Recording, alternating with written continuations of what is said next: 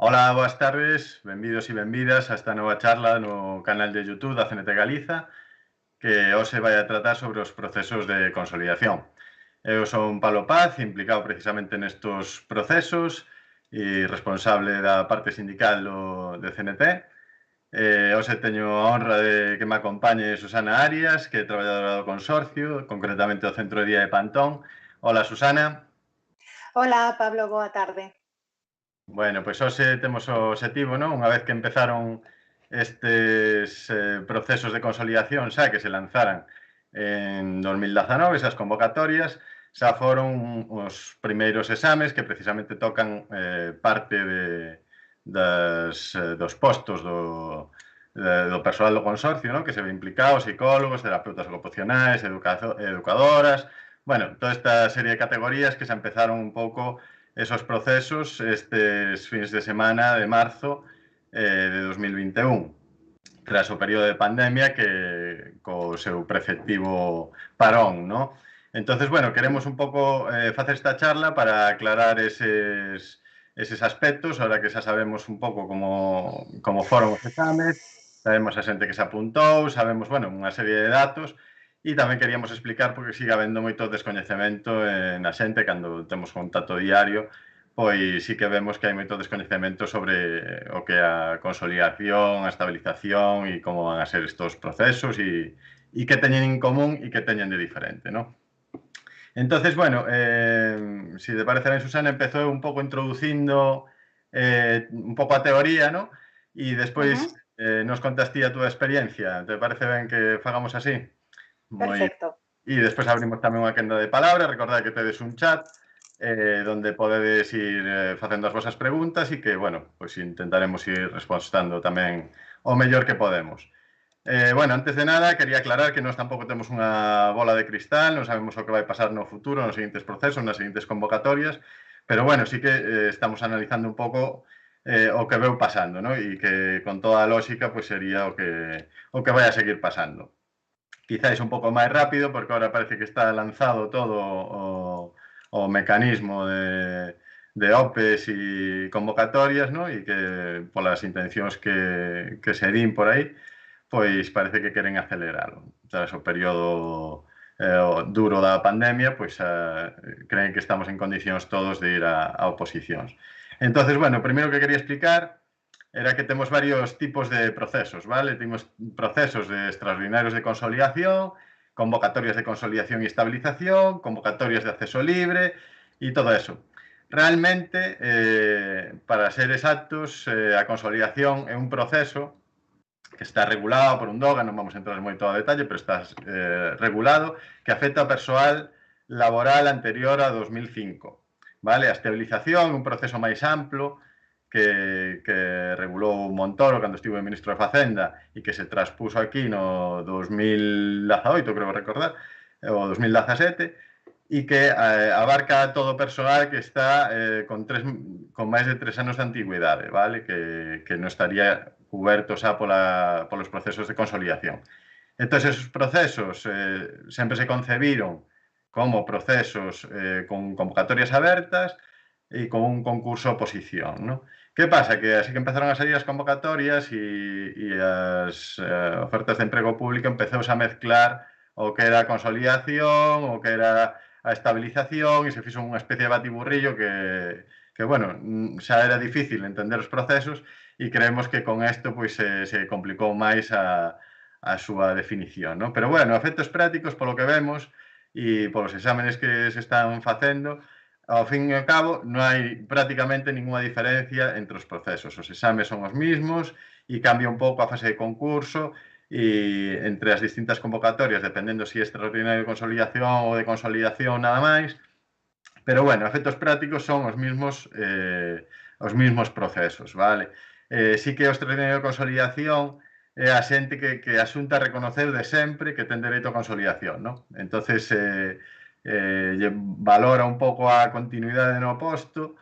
Bueno, falaremos un pouco máis en detalle cando entremos na fase de concurso, que se valore e tal, pero, bueno, a efectos prácticos calquera pode ir a calquera proceso e os exames son os mismos e os baremos e as cousas son prácticamente o mismo, vale? Entón, a efectos prácticos non hai diferencia nin ten que ver. Só hai un pequeno detalle que a xente se lle aplica un proceso que non é libre, ¿no? que non é de acceso libre, que sino que sale a súa praza, sí que aparece no anexo da convocatoria ao listado de prazas de consolidación e estabilización que se están poñendo en xogo, vale? Entonces, se colledes calquera destas convocatorias, vedes que sempre ao final hai un anexo cas prazas. E normalmente tamén cada persoa recibe esa notificación da xunta de oye, a túa praza sale neste proceso que acabamos de publicar, vale?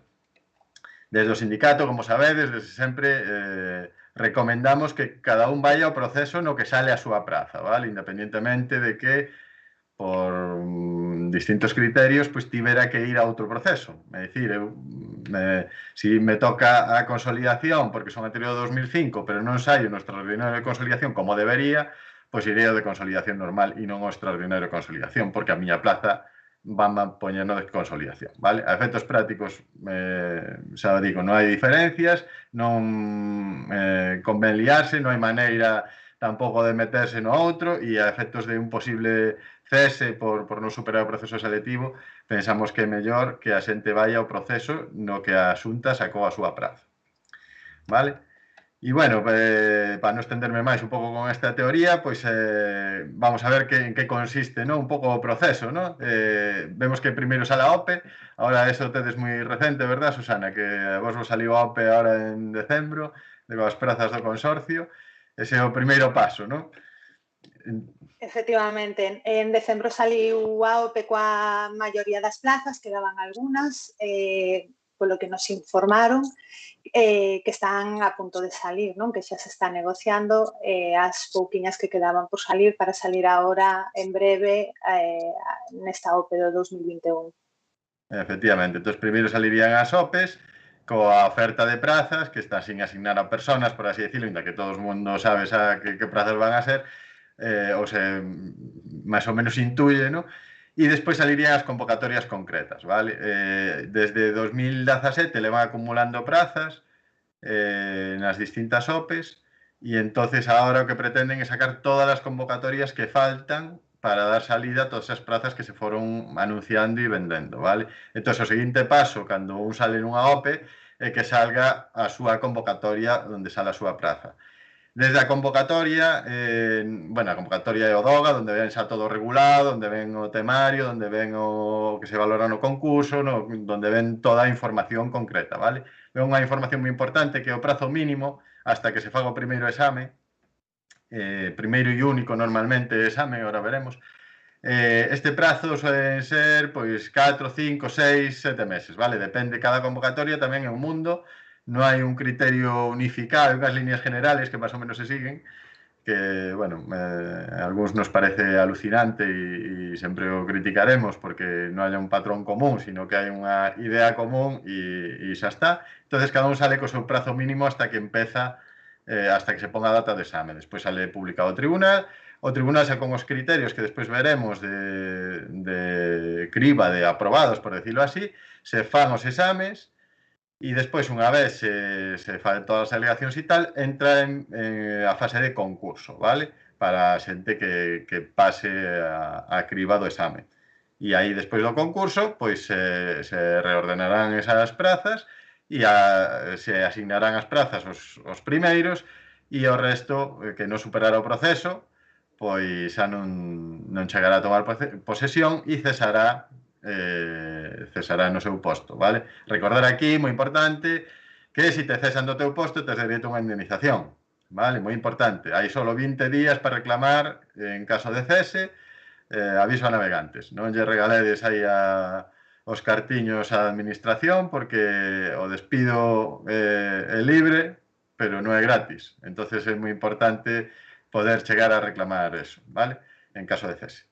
E, bueno, e máis ou menos, como decía, ainda que varía por convocatoria, temos un exame que vale o 60% da nota, unha oposición que normalmente consta de unha proba ou dúas probas, hai algún de dúas probas, pero normalmente unha proba e unha proba de galego que se pode sacar presentando a correspondente certificado de lingua galega, E unha fase de 40% do concurso, máis ou menos tamén, donde a maioría é o tempo traballado e unha pequena parte da formación.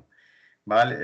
Dentro do temario adoita salir un temario reducido na legislación xeral e un temario específico que tamén dependendo, pois, bueno, é máis ou menos generoso nesa reducción, pero en todo caso é suficientemente amplio polo que se ve para que parezca unha oposición normal, vale? Tamén hai un mínimo en cada unha das partes dentro do examen, normalmente ese examen único ten unha primeira parte da legislación xeral, donde hai que sacar un número de preguntas para superar a fase de oposición, e hai outro mínimo dentro da segunda parte do temario específico, vale? Que a veces tamén se divide en parte teórica e parte práctica. Entonces, bueno, aí hai unhos mínimos que hai que superar para poder superar esta parte de oposición. E despois na fase de concurso, pois bueno, se necesita bastante tempo traballado normalmente para cubrir todo o tempo, normalmente tampouco se conta, polo menos nos de consolidación e así, cousas como a reducción de xornada e todo eso, pois reducen proporcionalmente o tempo e o único que conta é a excedencia por cuidado de fillos ou por persoas maiores. E dentro dos cursos de formación, pois máis ou menos unhas 300 horas de formación. E tamén non vale todo, só valen pois cursos de AIGAP ou do INAP ou de institucións así que xa regulan un pouco a formación a nivel de persoal público, vale? Non valen cursos de sindicatos, nin valen cursos de posgrao, nin valen moitas veces moita formación que a propia xunta recomenda, ni congresos, ni cousas destas. Entonces, bueno, isto é un pouco así en líneas xerais o que depara as convocatorias das nosas prazas, por decirlo así. E, bueno, e agora si queres vamos un pouco á parte práctica, Susana, xa falei moito, contanos ti un pouco de como foi este exame de psicoloxía de fai uns días. Bueno, o examen de psicoloxía seguía este patrón que tú estuveches comentando, que eu sí que me din conta de que ao ler as bases e os criterios que despois anunciou o tribunal, me dou conta de que aínda que lle chamen concurso-oposición, isto realmente é unha oposición e despois xa veremos o concurso, porque aínda que na convocatoria se dicía que para aprobar facía falta unha puntuación, un número de preguntas moi pequeno en cada unha das partes, na parte xeral e na parte específica, a realidade é que despois o tribunal, que ten, digamos, liberdade para facer iso, decidiu que había que aprobar co 50% de cada unha das partes e, ademais, que solamente superarían o proceso 150 persoas. No meu caso, que a prova que me presentei era de psicoloxía, para que a xente se faga unha idea, a esta oposición había 1.200 persoas inscritas para a oposición. O tribunal decidiu que só iban a aprobar 150 persoas. É dicir, non só tes que estudiar contra un criterio obxectivo de ter unhos coñecementos, non? Bueno, pues, non sei, un criterio de un aprobado nun 5, nun 6, ou o que se considerara, senón que tes que ser das millores, tes que loitar contra xente que o que está facendo é preparar unha oposición.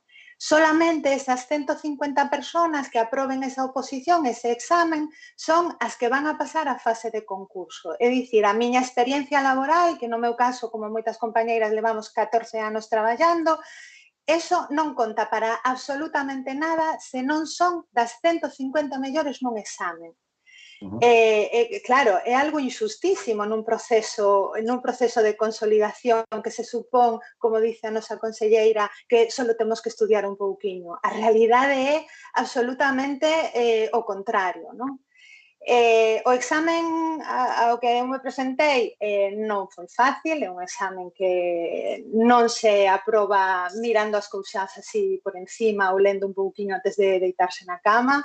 Hai que estudiar moito, porque era, ademais, bueno, no meu caso, que traballo con un centro de maiores, é un temario que se alonxa moito do meu quefacer diario, porque, bueno, para as compañeras do consorcio que saiban que nese temario había un tema relacionado con xerontoloxía, un exclusivo tema. Todo o demais non ten nada que ver coa nosa práctica diaria.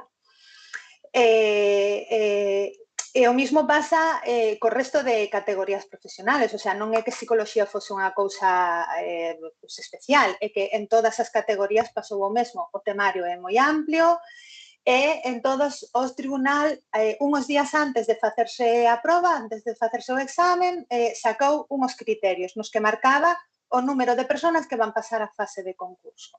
Efectivamente, eso é unha cuestión a ter en conta. Non só hai os mínimos de cada parte que salen na propia convocatoria, senón que hai que superar despois outros mínimos que fixa o propio tribunal días antes do exame, vale? Que como ben dis, no teu caso, no proceso este selectivo, pois era aprobar a mitad do examen, basicamente.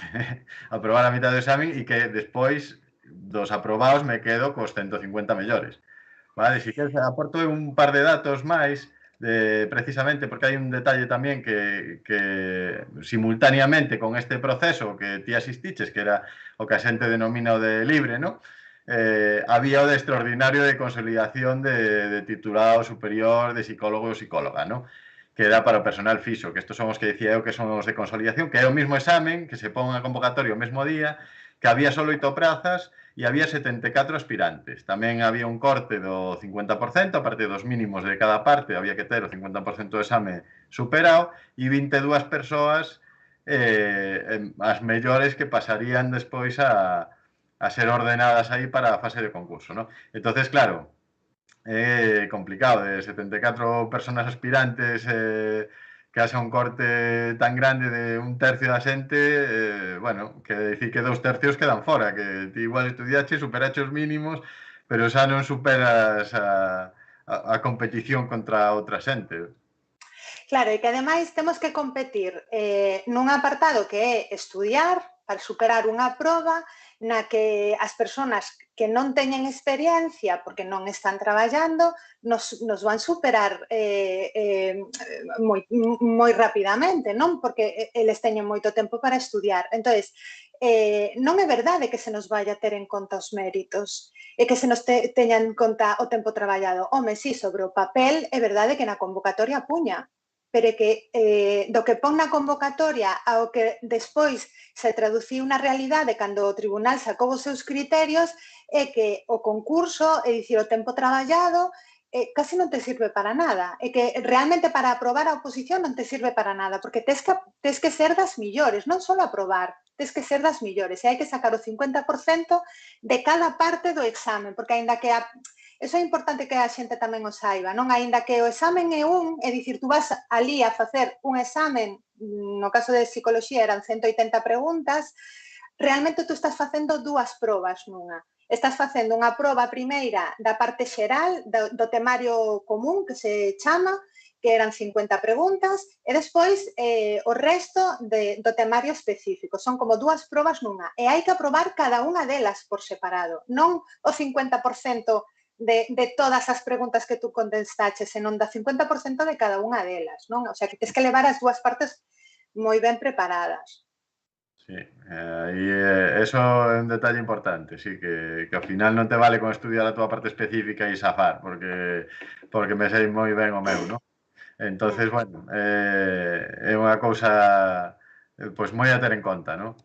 Moi a ter en conta porque tampouco hai tantas prazas, ¿no? E bueno, estos cortes pois sempre restrinxen moito, ¿no? E estamos acostumbrados ao que nos van dicindo, como ti dis, de isto hai que estudiar un pouquiño e etcétera, etcétera, e estas milongas que pensamos que con aprobar xa con nosa fase de concurso xa conseguimos todos os puntos necesarios para quedarnos ca praza, pero non é así. Non é así. Hai que aprobar, pero aprobar ben para superar xa moita xente na fase de oposición para que che poidan contar os méritos. E despois na parte dos méritos, pois tamén hai un...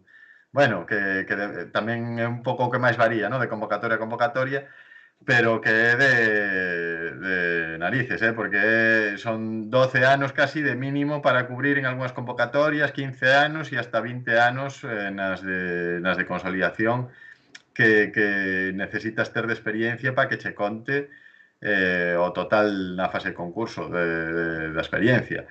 E despois, bueno, o que dicimos da formación e de todo eso. Entonces, bueno, que sempre hai, bueno, sempre hai moitas dúdas tamén sobre a fase de concurso, non? Inda que sea a Claro, máis estable.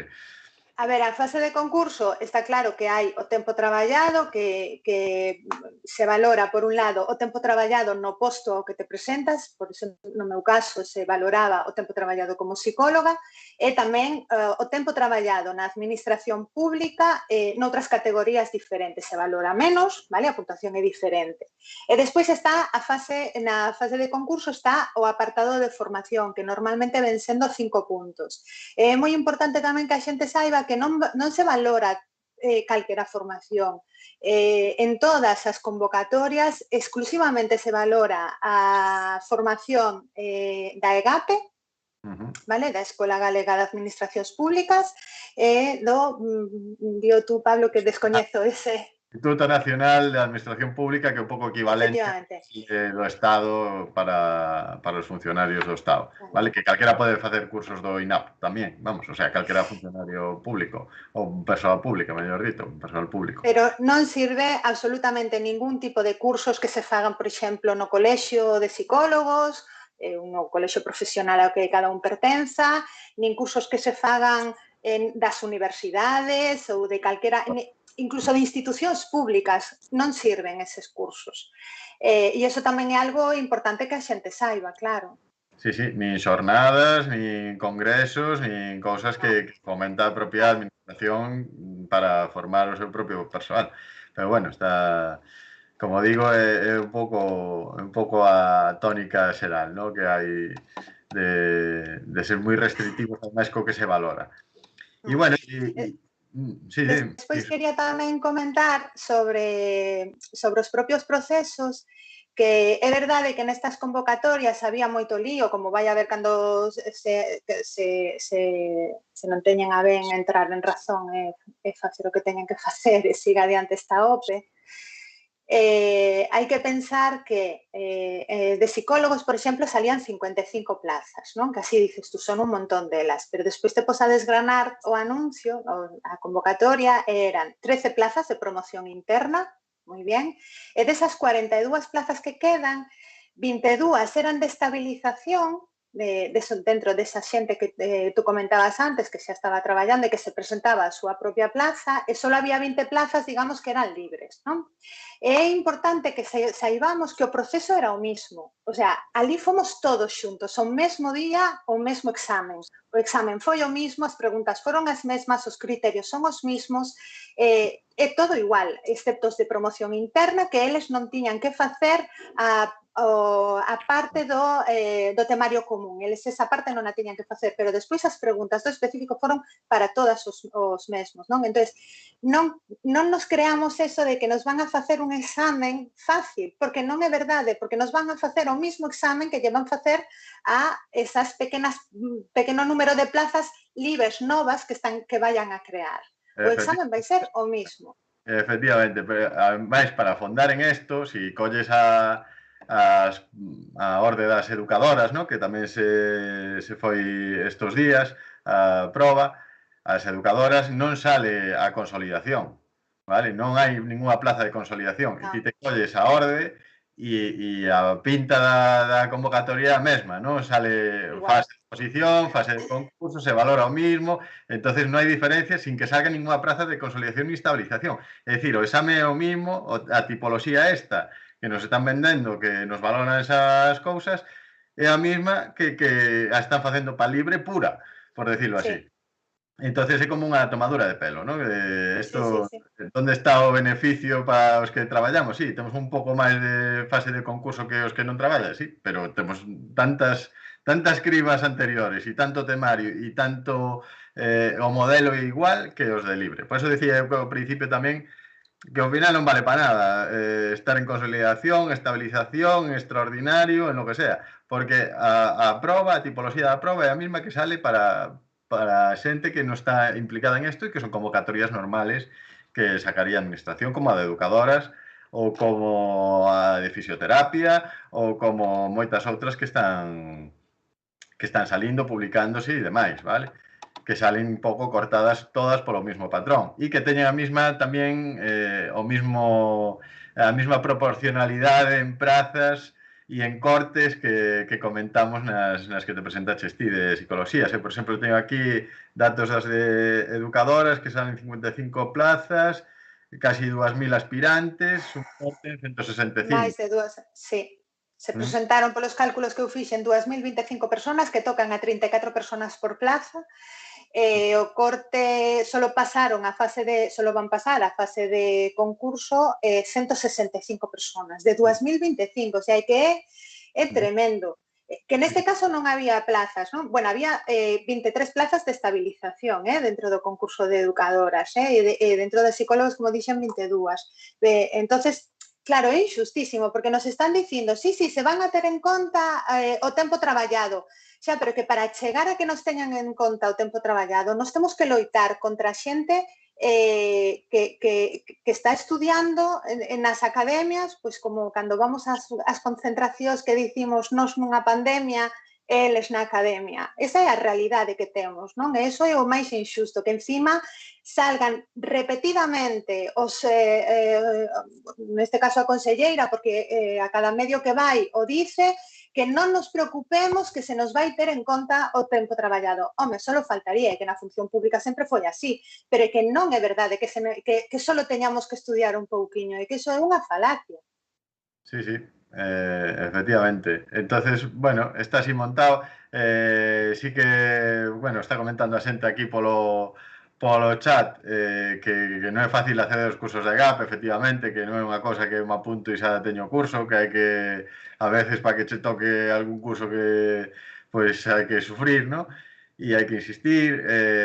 As convocatorias son distintas e, efectivamente, algo injusto bastante injusto, ¿no? Que para un sea de unha maneira e para outro sea de outro, que hai procesos como a un que teñen dúas probas, vale? O a un que saliu con prazas de consolidación ten dúas probas, ¿no? Que é algo inexplicable, cando todos salen cunha proba única e tal. Bueno, que hai curiosidades por convocatoria despois que... Sí. Mira, preguntan aquí que por que no a un é distinto e por que no a dous eran 60 personas. Os que pasaban ao concurso. Non ten nada que ver coa categoría profesional. Eu, polo que puiden ver, o que teñen en conta o tribunal é o número de prazas que hai.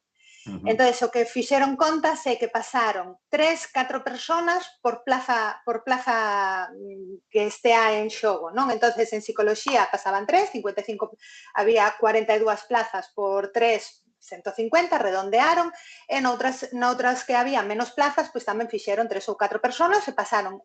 Ese é o criterio que adoptaron os tribunales, que eu, polo que eu puiden ver, pasaba. Non ten nada que ver co grupo, coa categoría que se presenta. Porque, de feito, en auxiliares de clínica o corte o van pasar 840 personas, porque hai 305 plazas. Sí, a ver, é un pouco as contas da vella, non? Estamos votando aí, estimando e non sei que, pero, bueno, ao fin e ao cabo depende do tribunal, como decida facer, porque isto é unha potestade do tribunal e eles... Teñen autonomía, efectivamente. Teñen autonomía para facelo. Efectivamente. E despois hai distintos criterios na nota de corte, hai xente que se queda co mínimo de cada parte que xa ven na orde da convocatoria, hai xente de tribunais que fixan un aprobado en cada parte, hai xente que fixa, teño moi curioso que era o de, precisamente, o de educadoras, que piden o mínimo na primeira parte e o doble do mínimo na segunda parte. Bueno, hai combinacións para todos os gustos e sabores, non? Entonces, bueno, está así. O que é importante recalcar é que, efectivamente, non vai a ser un paseo isto, que os que estamos implicados nos procesos de consolidación e estabilización e que vai a salir a nosa praza, saber que nos lo teñen que comunicar de alguma maneira, que sale no anexo a nosa praza, que nos vamos a enterar cando sale a nosa praza, porque é unha obriga legal, que así sea, bueno, que vamos a ter complicado tamén, que vai haber que estudiar moito, competir con outra xente, que o acceso é libre e pode vir calquera, de calquera administración, que tamén se puntúan xente de outras categorías, e todo isto. Que eso, por exemplo, vos pasa, comentábamos outro día, así informalmente o día da folga, que hai moita xente que podedes ir dentro do consorcio, me estou referindo ahora, que podedes ir a varias probas, ¿no? Porque a vosa titulación vos permite optar a distintos postos. Claro, hai algún postos, como por exemplo pasa no posto de educadoras, que segundo como está a normativa, coa orden que publicaron o mércores antes de Semana Santa, que tamén é un día moi bonito para publicar normas, así como cando publican o 23 de diciembre, non? Que decidiron que para presentarse a educadoras se poden presentar mestras en educación primaria, en educación infantil, educadoras sociales e persoas que teñan o primeiro ciclo de psicoloxía, de pedagogía ou de psicopedagogía. É dicir, eu que son licenciada en psicoloxía me podería presentar a praza de educadora. E despois tamén, algo así moi similar pasa, pois, por exemplo, coas PSXs, que o titulación que requiren a ESO, o cal, pois, todos os demais nos poderíamos presentar tamén a plaza de PSX. E entón, eso, claro, temos que ter en conta que ás veces non só loitamos contra a xente da nosa categoría, senón que se poden presentar xente de outras categorías, que evidentemente no concurso, pero xa falamos de que o concurso ven moito despois de aprobar, non se teña, no concurso, como dicía, non se vai ter a mesma puntuación, porque o tempo traballado noutra categoría diferente a que te presentas non puntúa igual, pero puntuar puntúa. Sí, sí, efectivamente, todo o mundo pode sumar, ¿no? Ca súa experiencia e ao final o concurso po que vale para colocarte dentro da lista para escoller antes ou así, porque está claro que para probar o que necesitas é estudiar, pero bastante. Entonces é un pouco a xogada. Bueno, teño por aquí algunha pregunta máis. Que si depende de ser persoal indefinido, ir a consolidación ou estabilización ou tal. O que sale un pouco distinto é o extraordinario de consolidación, que son os que a Xunta admite que están en consolidación de verdad. E esta xente a que ten xa na súa RPT un pouco a reserva de praza de consolidación feita, vale? Ten que salir unha frase que se lle aplica a disposición transitoria décima da segunda parte do convenio colectivo de tal. Si ti non tes eso na túa RPT ou na túa praza cando a consultas no Portax, por exemplo, ou cando tes unha toma de posesión ou tal, si non ven esa disposición transitoria sinalada, quere dicir que a Xunta non te considera que seas de consolidación. E aínda que despois sí que o seas, vale? Bueno, non, por falar un pouco do meu caso particular, eu teño o recoñecemento da consolidación por sentencia judicial de tramo 2, pero a Xunta nunca mo chegou a poñer na RPT, en ninguna das varias que tivo que facer pola miña culpa, de feito. Entonces non che pon eso e non che considera de consolidación, entonces a miña plaza non saliría no extraordinario de consolidación, que era onde debería salir. Vale? Bueno, ao final o examen é o mismo, cousas da Xunta, sempre nos beneficia que haxa máis irregularidades frente a un posible cese, vale? Eso sempre é unha cousa positiva, por así decirlo. E despois, bueno, pois tiñamos algunha pregunta máis que nos fixeran estes días aí recopilada, que era o das prazas dobradas, ¿no? Que comentamos que pasaba, ¿no? Si unha persona como estamos todos coas denuncias de fixeza e tal, pois bueno, pois igual si van a prosperar e chega o momento que sale a túa praza e ti vas ao exame, pero o teu xuicio despois te dá que eres fixo e ti xa estás fora, como se cociña esa situación, non? En ese caso, a Xunta tería que cumplir a sentencia. É dicir, si eu gaño unha sentencia que presentei en tempo e forma antes de que me despediran, que eso é moi importante, antes de ser cesado, facer a reclamación, e ao final gano, me teñen que readmitir. E se ten que buscar a vida xunta para meterme donde sea. De feito, tamén viví en ese caso. E a xunta crea outra plaza, se ten que doblar a praza e meterte a ti na praza que che corresponde. Que para eso hai que cumplir as sentencias judiciais, se supón. Entonces, bueno, eu xa levo 2 prazas creadas. Estou moi orgulloso porque casi creo máis emprego público solo que a administración coas súas OPEs, pero, bueno, que é un pouco a situación que hai, ¿no? Que ninguén se preocupe, que si chega a ganar unha demanda de fixeza, pois pode volver sempre que a presentar antes de ser cesado. Susana, te perdín por momentos. Aí. Sí, perdón, problemas técnicos. A mí isto pareceme tremendo, non? O sea, os nosos gobernantes que teñen que bueno, pues justificar os gastos dos cartos públicos que pagamos todos os galegos, se votan a sacar unha OPE, unhas plazas, unha convocatoria de un montón de xente, no caso do consorcio, polo menos eu penso que un altísimo porcentaxe temos interposto unha demanda pola fixeza.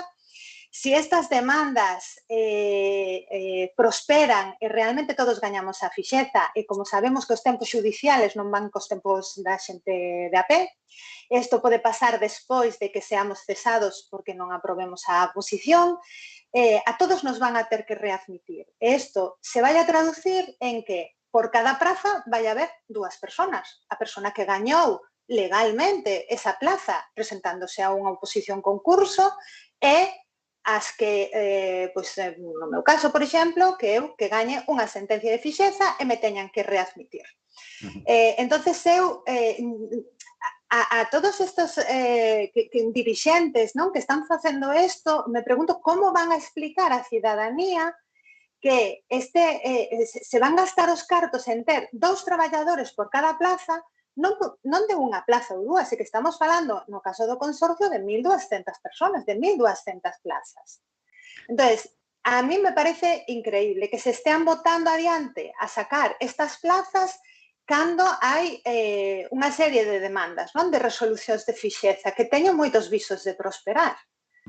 Eu supoño que se lles pedirán contas de isto, porque a mí me parece, bueno, pues, non sei, un mal traballo cos cartos públicos. Sí, desde logo, non parece o máis óptimo ni o máis eficiente, non? Toda vez que están en ciernes moitas demandas e xa, por exemplo, no consorcio algunha xa gañada, non? En primeira instancia, eso sí, pero sí que xa algunha gañada e sempre, bueno, pois nunca se sabe. Esperemos que o Tribunal Superior pois confirme estas demandas e despois se predique co exemplo, non? Nunca vamos a perder a esperanza dunha vitoria judicial. Entonces, bueno, así para ir resumindo xa, a que nos queda de pelear, no? O examen xa sabemos como é, vai a ser unha proba difícil, unha parte oposición dura con varias cribas, ou cando menos normal, inda que teña o temario un pouco tuneado, para que parezca menos. Unha fase de concurso que vale para ordenar os que xa aprobaron e despois, pois, eso xa temos, non? Ahora todo o que lle poñamos, pois, por un lado, a nivel judicial, que desde aquí animamos a todo o mundo que denuncie a súa irregularidade e que presente demandas de fixeza e que se asesore en ese sentido, porque é moi importante presentala antes de ser cesado. E, por outro lado, tamén considerar que hai que moverse, ¿no? Que hai que loitar, que todo o que metamos ahora, toda a leña que metamos, pois é sempre un efecto que causa pois depresión, ¿no? Por lo menos para algo se conseguirá. Igual alguén se ponga a pensar un pouco e reflexiona que todos estos máximos que se piden, pois polo menos non chegan a dar, ainda que non se consiga o que se pide, que bueno, estamos un pouco en folga para pedir que se nos deixe a extinguir, ¿no? Que se vos deixe extinguir o persoal de consorcio que está ahora en folga. Ojalá o persoal do consorcio poida conseguir para que se nos aplique os demais. Eu sempre o dixen que ojalá gañedes para gañar eu tamén, ¿no? Para poder agarrarme aí a esa victoria e que toda a xente que temos un emprego temporal desde fai tantos anos, no caso, por exemplo, son 17 anos traballando na administración, pois poidamos ter reconocido eso e se nos den un pouco facilidades ou se nos deixe extinguir ou como se queira chamar. Que precisamente saliu estes días un informe da expresidenta do Tribunal Constitucional que viña a ratificar que esta é unha vía perfectamente legal e válida, ¿no? O que se está pedindo para os traballadores en folga do consorcio, para os traballadores temporais. Entonces, bueno, sempre un detalle, ¿no? Entonces hai que complementar esa acción judicial que animamos a todo o mundo ca acción de protesta. ¿Verdad, Susana? Que hai que darle. Claro, é que o que nos queda é loitar. O que nos queda é loitar. Home, isto mellor, pero perdidos xa estamos, o sea, a oposición xa nos vemos abocadas, non? Entonces, todo o que temos é ganancia, todo o que poidamos loitar é para gañar algo.